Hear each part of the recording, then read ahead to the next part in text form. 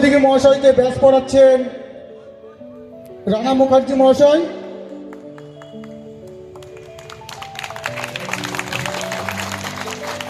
ধন্যবাদ। এবার নওশাদ সিদ্দিকী মহাশয়কে উত্তরীয় পড়িয়ে সম্বর্ধনা জানাবেন মহিবুল মণ্ডল মহাশয়। এবার ফুলের স্তবক দিয়ে নওশাদ সিদ্দিকী মহাশয়কে সম্বর্ধনা জানাবেন সাইফুল মণ্ডল মহাশয়।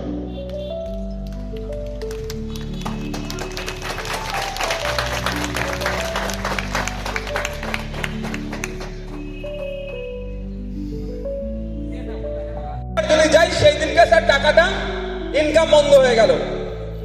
কলকাতায় যাচ্ছে গাড়ি ভাড়া, এমনও মানুষ আছে তার গাড়ি ভাড়া দিয়ে যাওয়ার সামর্থ্য নাই, তাহলে একটা খরচ হচ্ছে। ওখানে গিয়ে গ্রামের মানুষ শহরে গিয়ে, শহরে স্বাভাবিকভাবে তাই সম্ভব নয় শহরের সাথে বেড়ে ওঠা। গ্রাম থেকে গ্রামের মানুষ অনেক সহজ সরল হয়, চুরি হয়ে যাচ্ছে, ওগুলোকে ফিরিয়ে নিয়ে এসে মন্দিরকে আবার ফিরিয়ে দিতে হবে, এই আওয়াজ আমি তুলি ওখানে। আর রাগ ওই জন্য এসে বেড়ে পড়ে। আর আমি আজকে আমাকে পারমিশন পেতে বা প্রোগ্রাম করতে কোনো সমস্যা হতো না। এখানে এসে যদি শুধু আমি মুসলিম মুসলিম মুসলিম করতাম তাহলে একটা শ্রেণীর রাজনৈতিক দলের ফায়দা হয়ে যেত। কিন্তু শুধুমাত্র আমাদের রাজ্যের কথা বলি, যদি বলি মুসলমানরা শুধু বঞ্চিত নয়, যে কথা বলতে পারছে না, যার হয়ে বলার লোক নাই, তারাই বঞ্চিত। আর ইন্ডিয়ান সেকুলার ফ্রন্ট তৈরি হয়েছে বঞ্চিত মানুষের হয়ে কথা বলার। সে মুসলমান হতে পারে, নমশূদ্র হতে পারে, দলিত হতে পারে, আদিবাসী হতে পারে, পটুয়া সমাজের মানুষ হতে পারে, দেখার প্রয়োজন নাই। অত্যাচারী মান যারা অত্যাচারের শিকার হচ্ছে তাদের পাশে দাঁড়াবে আসে। ওই জন্যই তো ভয়। শুভেন্দু বাবু প্রোগ্রাম করবেন, প্রোগ্রামের পারমিশন নিয়ে কোনো সমস্যা হবে না, প্রোগ্রাম করতে দেবে। আর নওশাদ সিদ্দিকীরা প্রোগ্রাম করতে গেলে কোর্টে চলে যায়, অ্যাডভোকেট জেনারেলকে দাঁড় করিয়ে দেয়, সেখানে দাঁড়িয়ে বলে প্রোগ্রাম করতে পারে, নওশাদ সিদ্দিকী আসলে হবে না।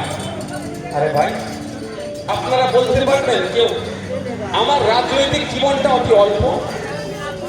একটা শব্দ আমি এই ধরনের কথা বলেছি আমার রাজনৈতিক প্রোগ্রাম থেকে, যে শব্দের দ্বারাই হিংসা ছড়াতে পারে, এমন এক শব্দের কথা আপনি বলতে পারবেন যে শব্দের দ্বারা কোন জাতের মানুষ, কোন বর্ণের মানুষ, কোন ধর্মের মানুষ, কোন সমাজের মানুষকে আঘাত লাগবে পারবেন না। আমি চ্যালেঞ্জ করে বলছি। তারপরেও নওশাদ সিদ্দিকীকে কেন আটকাতে হবে?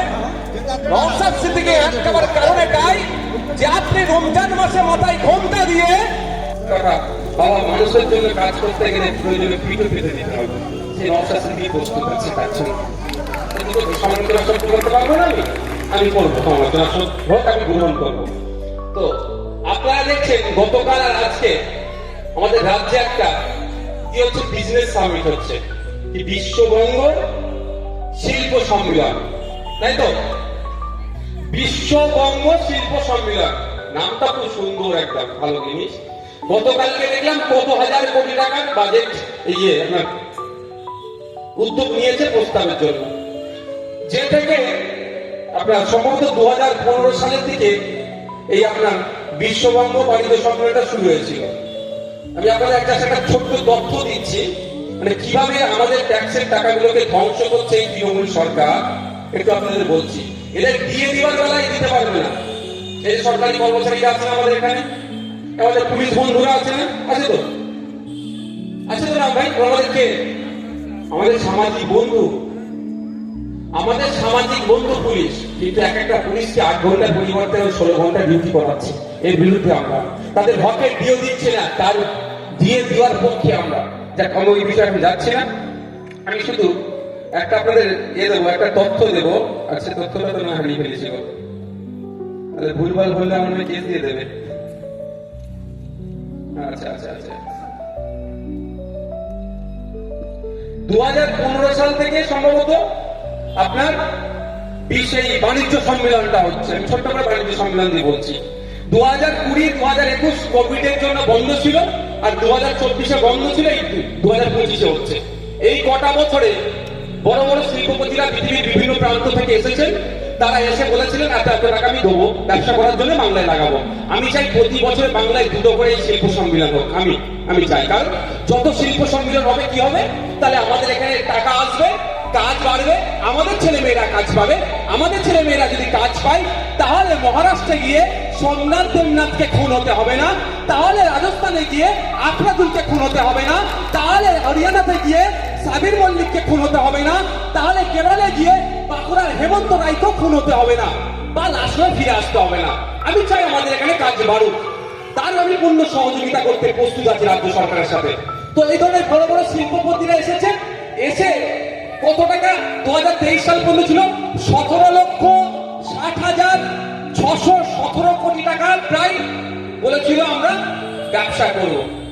বিশাল টাকা, 17 লক্ষ কোটি টাকাটা কম নয়, শুধু 17 লক্ষ টাকা নয়, 17,60,617 কোটি টাকা। যদি এখানে 500 টাকা গান্ডি করে রাখা যায়, মানে কতটা হবে বলতে পারবো না, তোমার জ্ঞান নেই, মানে বাটপাট ভর্তি বেরিয়ে যাবে 500 টাকা নোটে। বুঝতে পেরেছেন? ভালো কথা, তো আসলে তো লাভ আমাদের। কিন্তু বড় ঘটা করে তো বলছি এত টাকা ইনভেস্ট করবে, হয়েছে কত 2023 পর্যন্ত মাত্র 63,609 কোটি টাকা এসেছে। তাহলে মধ্যখানে 17 লক্ষ কোটি টাকা, প্রায় 17 লক্ষ কোটি টাকা আর আসলো না। ঠিক কেমন জানেন, কিছু পেটুয়া লোক থাকে জানেন তো, হ্যাঁ হুজুরের দল, তার থেকে যদি আমি একটু নিচে নামি, মমতা ব্যানার্জি তথা রাজ্য সরকারের একটা মঞ্চ করার ইচ্ছে যায়। আমাদের রাজ্য সরকারের প্রতি বছরে বড় লোকদের সাথে বসে একটু খাবার ইচ্ছে যায়। আমাদের রাজ্য সরকারের প্রতি বছরে বিদেশি লোকেদের সাথে বসে একটু ডিনার করবো, লাঞ্চ করবো, এই স্বপ্ন জাগে। তাই স্বপ্নটা কিভাবে বাস্তবায়িত করবে? এই গরিব মানুষদের টাকাকে দিয়ে। শিল্প সম্মেলন হচ্ছে না, ওটা একটা মৎস্য হচ্ছে, জনগণের ট্যাক্সের টাকাকে উচ্ছন্নে পাঠাচ্ছে মমতা ব্যানার্জি সরকার। যেখানে 17 লক্ষ কোটি টাকা ইনভেস্টের কথা বলা হচ্ছে এই কটা বছরে, সেখানে মাত্র যে ওয়াদা করেছিল, যে এগ্রি হয়েছিল যে আমি এত টাকার বিজনেস করব, তার মাত্র 5% কভার হয়নি। কি হচ্ছে? বিজনেস হচ্ছে না, এটা মৎস্য হচ্ছে। আমি কেন বললাম যে বড় লোক শিল্পপতিদের সাথে একটু রাজ্য সরকারের বসে খাওয়ার ইচ্ছে গিয়েছে? আপনি বুঝতে পারবেন একটা উদাহরণ দিয়ে। গত বছরে 2023 সালে যে সমস্ত শিল্পপতিরা এসেছিলেন, তাদের খাবারের একটা চার্ট হয়েছিল। তখন 2023 সালে শিল্পপতিরা খাবে, এক একটা প্লেটের কত টাকা খরচ হয়েছিল জানেন? আমরা এখানে যারা অনেকে বসে আছি, এক মাসের ইনকাম কত টাকা? 4200 টাকা প্রায়। এক প্লেট খাবার খাবে আদানি আম্বানিরা, এই এক প্লেট খাবার খাবে এই শিল্পপতিরা আমাদের রাজ্যে এসে আইটিসি টাইসিটি ও বিভিন্ন স্টার হোটেলে। দাম কত মা জানো? 4200 টাকা। আর ওই 4200 টাকা তোমার আমার সংসার চলে যাবে এক মাসে।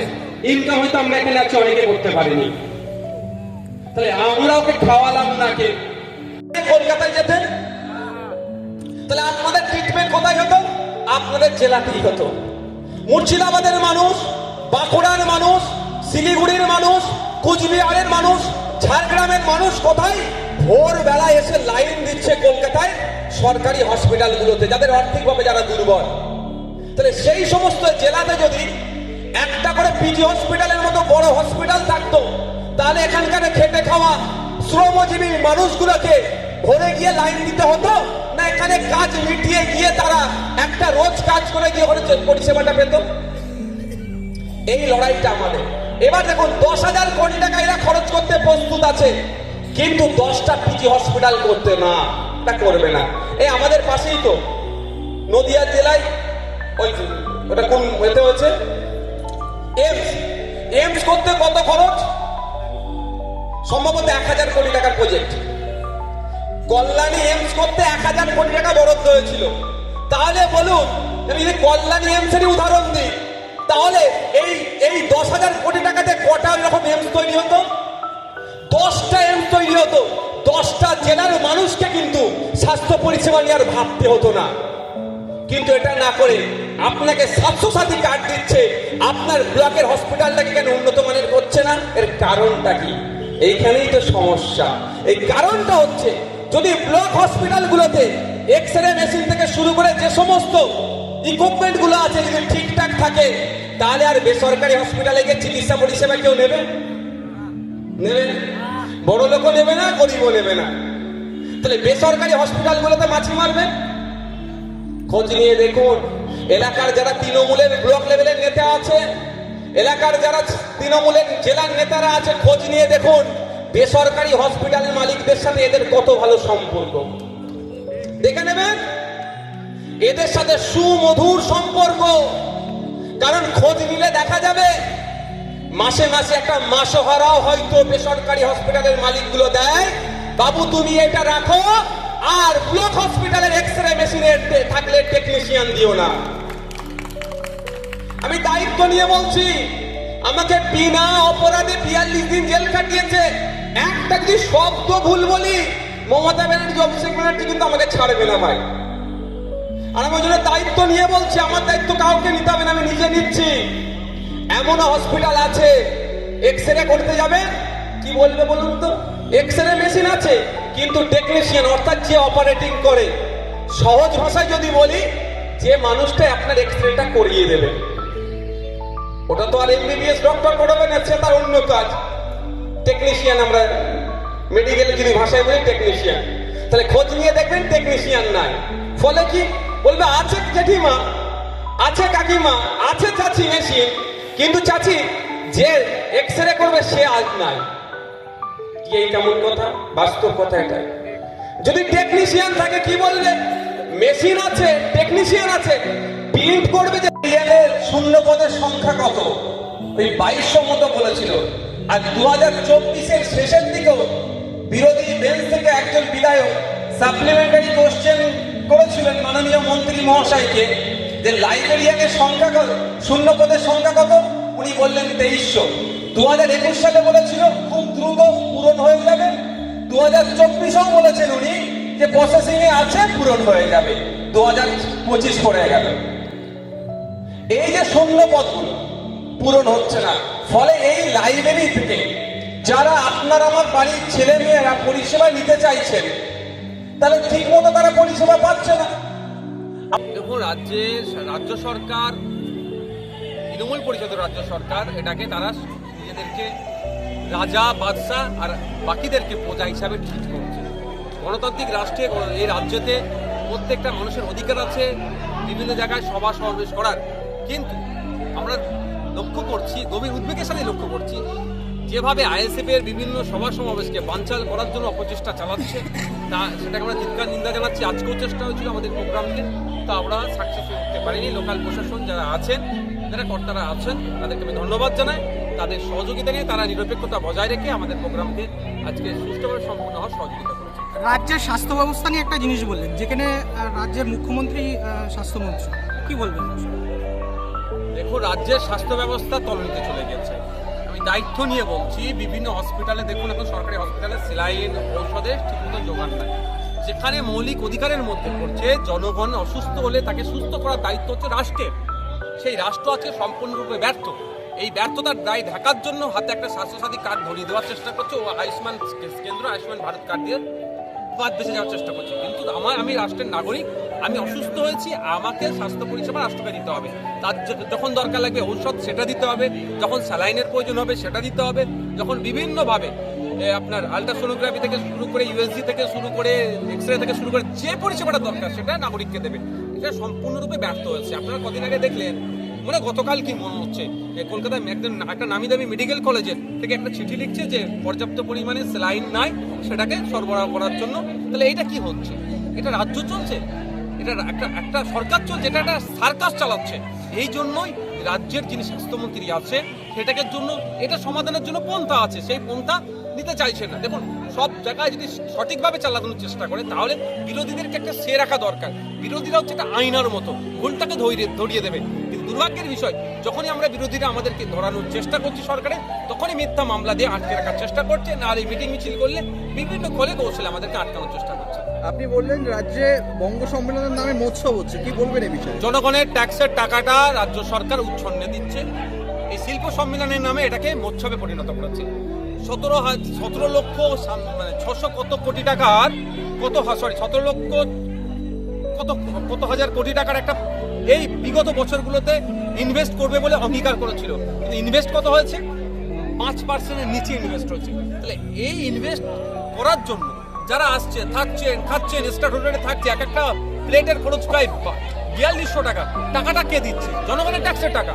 কিন্তু সে টাকায় ফিডব্যাক কি পাচ্ছে? কর্মসংস্থান কত তৈরি হচ্ছে, কত মানুষ উপকৃত হচ্ছে, কত বাংলার রাজস্ব বেড়েছে, সেগুলো ডেটাগুলো দিচ্ছে? সেগুলো দিচ্ছে না, কিন্তু একটা সংখ্যা বলে বেরিয়ে যাচ্ছে।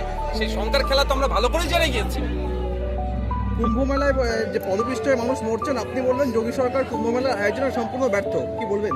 100 বার আমি বলবো, যোগী প্রশাসন, উত্তরপ্রদেশ সরকার, হিন্দুত্বের পোস্টার বাই যোগী আদিত্যনাথজি সম্পূর্ণরূপে কুম্ভ মেলায় আগত হিন্দু পুণ্যার্থী তীর্থযাত্রীদেরকে পরিষেবা দিতে সম্পূর্ণরূপে ব্যর্থ হয়েছে।